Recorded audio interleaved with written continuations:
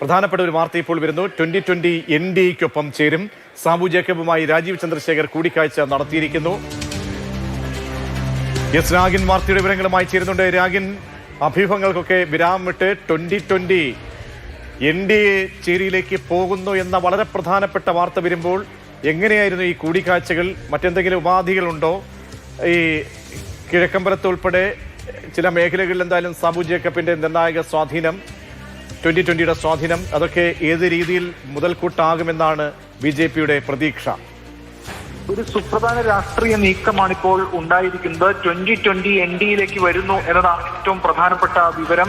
ഇത് സംബന്ധിച്ചുള്ള കൂടിക്കാഴ്ച നടന്നിരിക്കുന്നു. BJP സംസ്ഥാന അധ്യക്ഷൻ രാജീവ് ചന്ദ്രശേഖറുമായി സാബു എം ജേക്കബ് 2020യുടെ ചീഫ് കോർഡിനേറ്ററാണ്. ചീഫ് കോർഡിനേറ്റർ കണ്ടിരിക്കുന്നു എന്നതാണ്, അവർ തമ്മിൽ കൂടിക്കാഴ്ച നടത്തിയിരിക്കുന്നു എന്നതാണ് ഏറ്റവും പ്രധാനപ്പെട്ട വിവരം. വരുന്ന നിയമസഭാ തെരഞ്ഞെടുപ്പിന് മുമ്പായി NDAയിലേക്ക് 2020 വരികയാണ്. ഇതുവരെ 2020 സ്വീകരിച്ചിരുന്ന നിലപാടെന്ന് പറയുന്നത് 3 മുന്നണികളോടും തുല്യ അകലം പാലിച്ചുകൊണ്ട് ഒറ്റകക്ഷിയായി നിൽക്കുന്ന സമീപനമായിരുന്നു. കഴിഞ്ഞ നിയമസഭാ തെരഞ്ഞെടുപ്പിലടക്കം കുന്നത്തുനാട് 2020 ശക്തമായിട്ടുള്ള മത്സരം കാഴ്ചവെച്ചതാണ്. അവിടെ 2800 ചില്ലാൻ വോട്ടുകൾക്കാണ് അന്ന് PV ശ്രീനിജൻ ജയിച്ചത്. അതിനുശേഷം ഇടയ്ക്ക് ആം ആദ്മി പാർട്ടിയുമായി സഹകരിക്കുന്ന നിലപാടിലേക്ക് അടക്കം 2020 എത്തിയിരുന്നു. പിന്നീട് അതിൽ നിന്ന് പിൻവാങ്ങുകയും ഒക്കെ ചെയ്തിരുന്നു. അതിനുശേഷമാണ് ഇപ്പോൾ കേരളത്തിൽ ഒരു മുന്നണിയിലേക്ക്, പ്രധാനപ്പെട്ട NDAയിലേക്ക്, മുന്നണിയിലേക്ക് ഇപ്പോൾ 2020 എത്തുന്നത്.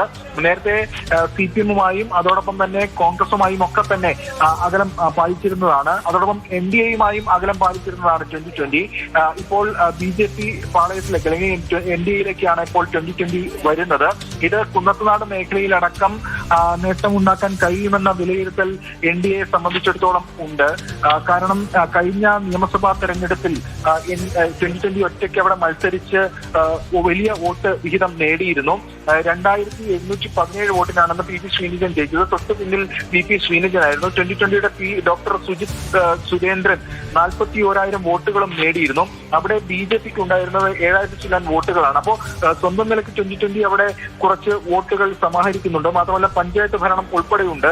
ഈ കഴിഞ്ഞ തദ്ദേശ തെരഞ്ഞെടുപ്പ് അവിടെ കിഴക്കമ്പലം നമുക്കറിയാം. അവിടെയും കുന്നത്തുനാടും ഈ കിഴക്കമ്പലത്തൊക്കെ LDF-ഉം UDF-ഉം ഒക്കെ ഒരുമിച്ച് തദ്ദേശത്ത് മത്സരിക്കുന്ന, അല്ലെങ്കിൽ അങ്ങനെ 2020യെ പരാജയപ്പെടുത്താൻ വേണ്ടിയുള്ള നീക്കങ്ങൾ നടക്കുന്ന ഒരു സമയമുണ്ട്. അപ്പോൾ BJPയിലേക്ക് പോകുക എന്ന ഒരു അനുയോജ്യമായ, അല്ലെങ്കിൽ NDAയുടെ ഘടകകക്ഷിയാകുക എന്നുള്ളത് ഒരു അനുയോജ്യമായ ഒരു തീരുമാനമായി തന്നെയാണോ 2020 നേതാക്കൾ, സാബു ജേക്കബ് ഉൾപ്പെടെയുള്ള ആളുകൾ കാണുന്നത്? അങ്ങനെ ഒരു തിടുക്കപ്പെട്ടുള്ള ഒരു നീക്കമാണോ നടത്തിയതല്ല?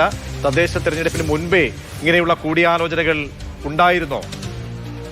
സൂചിപ്പിച്ചത് വളരെ പ്രധാനപ്പെട്ട കാര്യമാണ്. കാരണം കഴിഞ്ഞ തദ്ദേശ തെരഞ്ഞെടുപ്പിൽ, ഏറ്റവും റീസെന്റായി നടന്ന തെരഞ്ഞെടുപ്പിൽ, അവിടെ 2020ക്കെതിരെ പരസ്യമായൊരു മുന്നണി എന്ന രീതിയിലല്ല, അത്തരത്തിൽ LDF ആണെങ്കിലും അല്ലെങ്കിൽ UDF ആണെങ്കിലും അത് തുറന്ന് പറയുകയും ചെയ്തിട്ടില്ല. പക്ഷേ ഒരു കോമൺ സ്ഥാനാർത്ഥി എന്ന നിലയിൽ പലയിടങ്ങളിലും വന്നിരുന്നു. അത് തദ്ദേശ തെരഞ്ഞെടുപ്പിൽ 2020ക്ക് തിരിച്ചടിയുമായിരുന്നു.